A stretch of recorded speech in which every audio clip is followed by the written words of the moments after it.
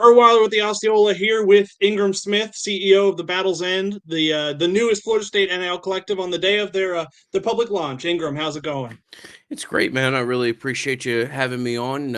This has been a fun stretch, and obviously today is a great highlight for us as we're able to open it up to public availability. And a lot of people have expressed an interest in getting involved, and we've launched our website earlier today and have had a fantastic response so far. So excited to be able to talk to you about the Battle's End today, and really excited about the response that we've had from the broader fan base so far in the 12 hours or so, or I guess 10 hours that we've had open availability. Yeah, I guess talk me through. We look in the bigger picture first. I guess we talked. I think early or right before. I think kind of the private launch when you kind of had the private funding and all. I guess walk me through the first 80 days. Obviously a hectic time. Obviously a time where I would say y'all made a pretty instant impact in the NIL space. Just what has that been? I guess what you thought you'd be getting into, and I guess what was the reception like even when it was still a private entity? Yeah. So it's the craziest thing that I've ever been a part of, and it was really a lot of fun. I've been fortunate to be around Florida State athletics for 12 or 13 years or so, and the most prominent involvement that I've had has been with the Nolecast, the podcast I started with Bud Elliott back in 2010 or whatever it was. But the last 6 months or so have just been incredible. I mean, kind of a loose grouping of friends and a lot of people that just realized that maybe amongst ourselves we had the resources to try something like this. We had the bandwidth to try something like this, and we looked at the season and kind of with each game that the team won in a row in the backstretch of that season, the importance of our group kind of continued to grow. And by the week before Florida, we knew that we didn't know that Florida State was going to beat Florida, but certainly looked like they might. And you had a chance to really make a big statement here with retention and the ability to keep the roster together. And internally, we felt that NIL is interesting, and there's certainly some characters out there in it, but that there had been a market inefficiency or a lack of a proper valuation of talent that was already on your roster. So we knew we wanted to come out of the gate. Retention was going to be our original focus, and we knew that if more than most of what was last year's team, what still kind of feels like this year, but what was last year's team could be kept together, then 2023 had a chance to be really special. And not to get too far down the rabbit hole, but wanted to prove to everybody that Florida State could do this. A little bit of a negative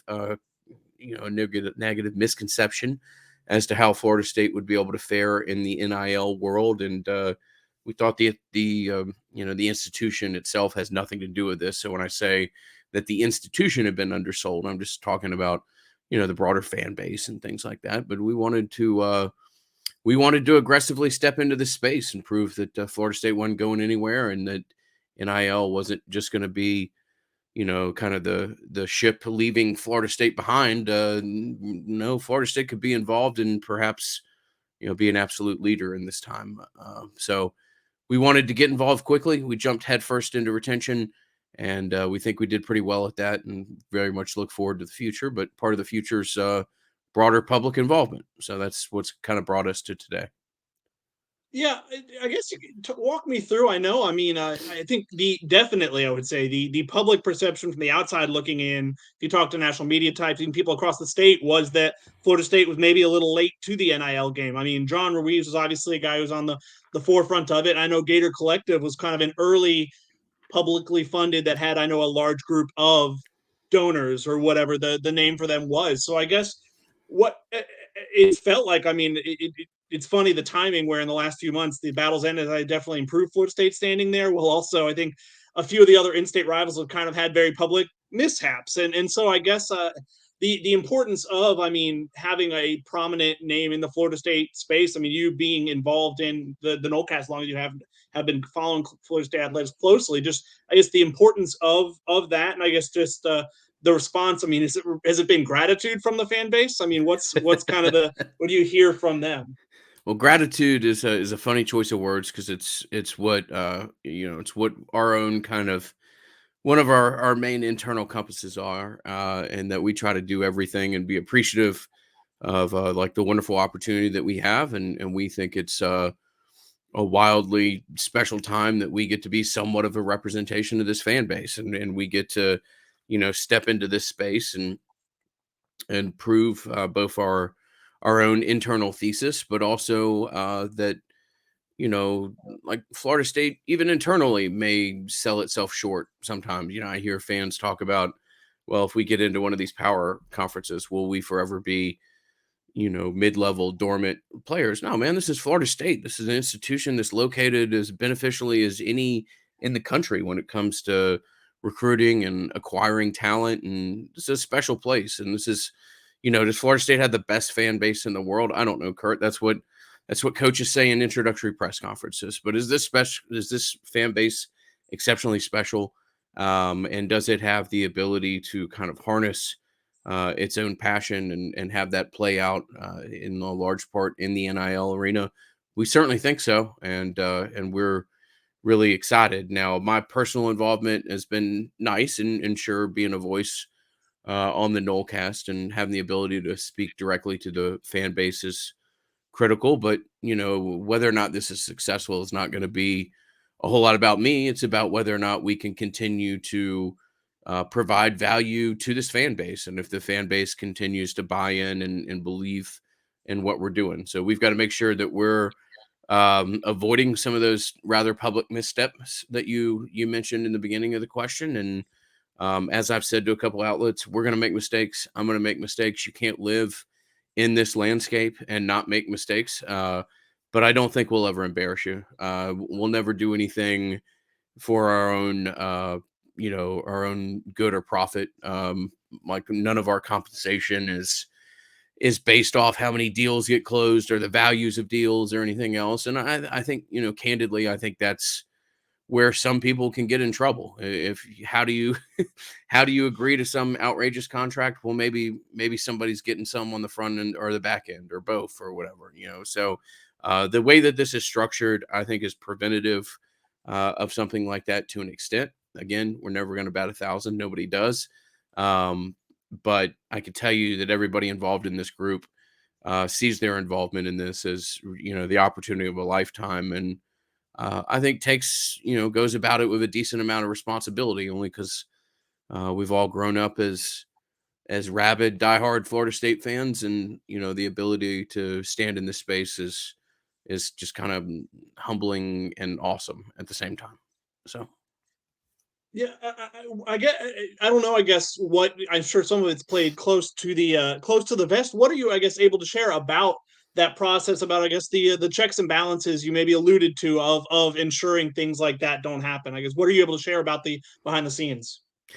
Well, I guess your checks and balances are at least as of this time. Now, this landscape's going to continue to change, and like if what Texas A&M proposed a couple days, if what they're moving forward with, they're allowed to move forward with, then that's going to change things pretty significantly, because then you've got a group like the boosters basically involved um, in this, and that'll be a whole nother checks and levels and okays that have to be had throughout a process. Kurt, I don't know that I have a great answer to you, man. I mean, there's not, there's not. If somebody in our group, or if myself, for whatever reason, wanted to go do something stupid tomorrow, you can. I mean, this is a landscape in which there aren't a whole lot of rules. I just think that you have to make sure that you have your own internal ethos and mantra be about serving the sports and coaches and broader institutions that you're wanting to do better by. I don't think it's again, if somebody wants to go out and agree to some silly contract, there's not a whole lot standing in front of them or keeping them from doing that. I think it's really more self-policing and people making sure that they're getting involved in things in which they have the assets to make good on. So I don't know that that's a great answer, but that's the best one that I can give you right now. It may not have been a great question. I'll take some there as well. But Yeah, I guess the process. I mean, I think I went through and counted on Twitter, and I think it was. I think like Battle's End tweeted about, I guess, kind of 35 deals with athletes, and I think the website said 60 plus. I guess I know Jordan Travis was kind of the first big domino to fall. As you're going through those talks, I mean, I remember I wrote a column about kind of the Jordan Travis ripple effect, that I thought it might make a difference in other guys' decisions. I guess how much was that in conversations with some other guys? I guess how much was that a talking point for them? And I guess just what did it mean, kind of having him on board as kind of the first big fish, if you will? Yeah, so I've said this before. Jordan wasn't our first announcement, but Jordan was absolutely our first negotiation. I think we were all driving home from the Florida game. That was a Friday night, and I can't go into details, but I can tell you that that's the first the first phone call that was made to representation, and we got started on it immediately. And Jordan was certainly the alpha for this entity as far as where the story starts and where we went, and we also knew that that was, if you didn't retain Jordan Travis, one, what were you doing? um yeah, look, obviously we want to be as positive and have as positive an impact on the sports that we serve as possible, uh but if you weren't retaining Jordan, is the zeal to keep Jared there as much, or Trey Benson, or Johnny Wilson? I don't know. So we knew we had to get Jordan. That had to be the starting point. And then, to an extent, everything else, if it wasn't easier, it would at least be more clear. And at some point, this is a group that wanted to stay together. We just needed to continue to provide proof as to who we were and continue to provide proof that we could maybe help that decision making process be a little bit easier, or at least be a little bit more clear. So we're really proud as to what we were able to do in retention. We're really proud that we were able to use that as a introductory tool to ourselves, both domestically and abroad, as to who we were. And I think I think we're really excited as to what the future looks like. This landscape is always going to change. This landscape is always going to be very fluid. But we think we've got a great core team that, are we the best in the country at this? I don't know. But we're going to wake up every morning and work our asses off trying to be it. I can absolutely promise you that. And I think as long as you do that, are you going to be the best? Maybe, maybe not. Are you going to be up there? Yeah, I think we will be, and I think we will consistently continue to prove ourselves as such. I know the large crop kind of at the front was all the, like you said, player retention was kind of the number one goal. And then I know once kind of January hit, and I think some guys were in. There were, I know, some transfers and some of the true freshmen on board as well. I guess where does that fall under the umbrella? I mean, is that something where kind of it's a wait until they're here and then you start? I guess what's the involvement to that degree? How does that differ?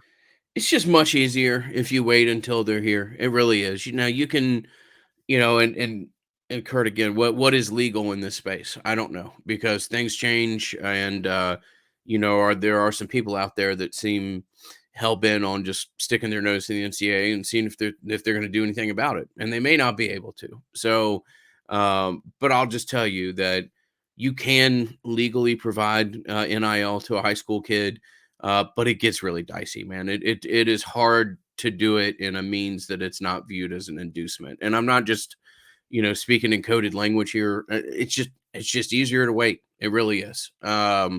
So and to an extent, I think that if you get retention right, it makes it easier for all the other conversations to take place, because the transfers have more faith that they're going to have opportunities when they get there. The recruits can talk to kids in the locker room. Maybe even more importantly, the recruits and their parents can talk to existing parents in the locker room and know that you're serious about what you're doing. And I just, is again, nothing stays the same in this landscape. There are very few things that are static. But we think if we get roster retention, if you take care of what's here, it makes the other parts of this process much easier and much more clear. And also, you get a reputation for doing things right, that and I'm probably being too blunt, Kurt, here, but if you do things right for long enough, maybe you don't have to have the biggest number on the paper. Maybe you just are in a manner where there's confidence that a kid knows he's going to be taken care of over the 3 or 4 years that he's there, to where you don't have to, be the loudest voice in the room, so to say, when it comes to this. Yeah, y'all launched like you talked about at a kind of an ideal time in terms of capitalizing. I think on the program's momentum. I think some momentum a lot of people drastically wanted to see had been kind of waiting for years. Hmm. I think also, I mean, the public launch this week kind of comes at a pretty good time, right on the heels of finally after kind of the year and a half of Florida having the different set of rules from a lot of the country, with schools not being able to evolve, and that change finally last Thursday. I guess how does that change things for y'all? Obviously, what the first 2.5 months or so are kind of in a space where that can't happen. I guess how does that change things now? The law, we don't think changes a ton immediately. Now, the law may open things up long term for there to be different things in play, perhaps make some aspects of institutional involvement a little bit easier, although it's still pretty clear that you got to have fairly well documented delineation. So, um, we'll see what happens with the law. I will say, and this is not being critical of people. Look, this landscape is tough to decipher. But like the video with Mike Norvell was something that we've been working on for 5 or 6 weeks. So that came out immediately after the law was changed. But that was something that was legal prior with our um, official relationship with the university via Learfield. So that was something that we had been working on, and honestly, we had waited a little bit on that project to make sure that the website was shortly thereafter.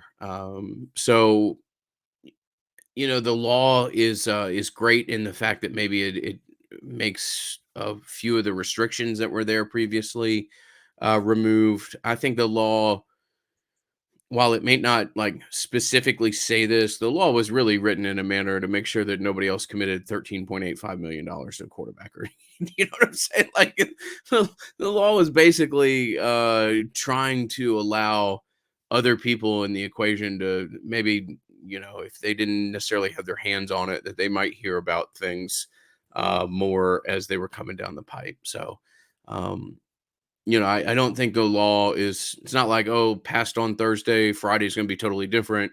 We'll just have to see what the long term ramifications of the modification of the law is. But for us, it doesn't immediately change us from a day to day operation standpoint. You talk about, I mean, the Mike Norvell video, and I was going to ask about that. And you talk, I mean, also I know the Learfield deal kind of allows you to put the uniforms in the graphics, which I know was a big deal to some Yeah, people. I guess y'all have been, I definitely focused on. It feels like the finer details, the little things. I guess how important is that to y'all? It seems very important. it does seem important. We want to do, and we want to sound. We don't want to sound like a cliche machine or something like that, but we want to do everything that we do in as good a manner as possible.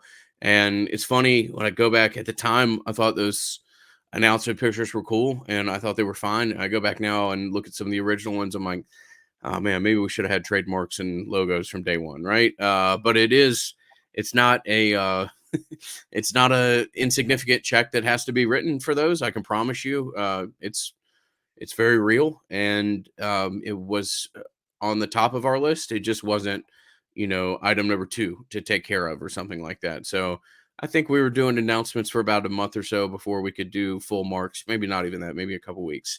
But we certainly saw all the Boston College jokes and everything else. And like I said, when I go back and look at them, I get it. But that was just kind of a small graduation of us as an entity. And we knew we needed to do that. We also knew that we didn't need to do that like on day three to be successful. So a limited group of people as of right now that are doing this. We're going to continue to grow and staff up. But to an extent, the that was just kind of a reflection of us having to kind of major in the majors in the first couple of days, and then attack some of the finer details. And that was certainly part of it, and that's kind of what we're doing in day 80, and I'm sure 81, 82, 83 will continue to have some minor details that I'm aware of, and then all sorts of other projects and issues that otherwise can't be planned. we'll get into the public launch. I know that's part of why you're here for sure. It's maybe a big part of why you're here. I can understand why. I want to talk first about. I mean, I know you kind of had a lot of the private funding at launch coming from maybe a smaller number of people, and then I know you've had a couple other kind of. I know the Super Bowl trip was funded by kind of a second larger donation. I guess how did that come together? And then along those lines, I guess how many people like that? People who may be in the higher tiers of membership for the Battle's End going forward have kind of reached out and tried to show support even well y'all weren't public in that regard yet. Yeah, absolutely. So we're creating avenues that we can try to have support from this fan base, from everything from a pledge at the SAE house to somebody that wants to try to give us a 7-digit donation. So we're going to have student memberships available. I believe they're available today that are, 2 payments annually, basically a semester payment, if you will. And then we're going to have unique experiences that can be created for, mega donors or whatever you want to call them. So the Super Bowl trip was an example of that. There was a gentleman that was willing to make a very significant pledge to us as far as a donation for the opportunity for he and his family to go to the Super Bowl with Jordan Travis and Trey Benson, and that was great for us to be able to get outside involvement. He was the first of that, and that is kind of a model in which we'll continue to evaluate and operate off of. There's everybody's important, man. If you can give us, $5 annually, that's incredible. If you can give us $50 a month, that's awesome. Um, but really, we want as much involvement as possible. We want this to be a reflection of this fan base. We want this to be a reflection of the, passion and desire that the 7 or 8 of us feel that are working on this project, and also that we know that 70,000 or 80,000 fans out there feel. So we want to try to capture that and be as good of a reflection and representation of that as possible. And for some people, that may be a $1 million fishing trip with Jordan Travis. And for some people, it may just be liking and retweeting our tweets. That's a big deal. Follow us on Instagram. This is, at the end of the day, a marketing company. And if you can't give us any money, it doesn't mean that we don't want you to be involved. It just means you can click a button when you see a tweet, or you can share an Instagram post or whatever else. This is about trying to touch and tap into as many resources out there as possible. And wherever it may be that you fall on that spectrum, please know that you can go to battlesend.com. Maybe you can buy a sticker. Maybe you can help provide a maybe you can help provide a scholarship at some point in time, or endow a scholarship at some point in time. So we'd love for you to just go to the website, or you can always reach out to me, and we can explore what's possible. And like I said, we want to try to tap into every aspect of this fan base. Yeah, the battlesend.com went live, I know, overnight and early this morning. And so I guess, yeah, walk me through. I mean, that was always, I know, the plan from talking to you. It just, you had the private funding at the start, but it was always the public plan long term. I guess walk me through. I know the tiers, I think they start as low as, what is it, like 20 or just shy of $20 a month, and then also I know one-time donations. Yeah, we've got I think 1993 is our base level as far as a monthly payment. You can also do annual billing, which conveniently comes to $201.30. So we got the old 2013 on the back end and 1993 on the front. Good to whatever math genius calculated that one out. I can assure you it wasn't me, Kurt. But no, we've got the foot soldier membership, which is the one that I'm referencing there. Then we have gold, which is $100 a month, garnet 250, platinum 500, and diamond 1,000. Proud to say that we've had more movement on that diamond end today than I would have necessarily thought. So I won't read every membership benefit just for the sake of your listener, but they, we this was done with a significant amount of intentionality. We want to provide cool stuff to you. Now, honestly, Kurt, if you go onto our website and you sign up, you're doing that because you're a Florida State fan. You're passionate about Florida State athletics, Florida State football in particular, most likely. And so that has to be your driving force. But we also want to, be decent partners and return to you stuff that you're proud of, stuff that we think is a reflective of our organization. So we've gone out and found some really cool, like metal, like high end credit card membership cards. We've got some luggage tags. We just have things that well, I can promise you, if we're going to put our name on it, we will have put some thought into it, and we want it to be, cool, at least cool in some 39-year-old man's mind. And you may not find it to be cool when it lands in front of you, but we didn't just go and grab junk and are going to send you a box of junk if you choose to join us. I promise you. Ingram, I appreciate the time and congratulations to y'all. I guess I'm open to anything else you want to share, but I think otherwise we've covered just about all the bases I had. No, man, I really appreciate it. Again, if anybody has any questions, I encourage them to reach out to me on Twitter if they would so please. But battlesend.com is the website. Very much appreciate you letting me join you and the Osceola, Kurt. And we'll come back in a month. We talked about this pre-record. We'll come back, do a live show in a month, and we can field questions as we're doing it. And I'll have a whole lot more knowledge and perspective as to how this landscape that changes every 48 hours is working and functional at the time. But really appreciate the conversation today. Yeah, no, thanks so much, Ingram. I will definitely take you up on that. I'm sure people will be looking forward to it. All right, man. Talk to you soon. Thank you.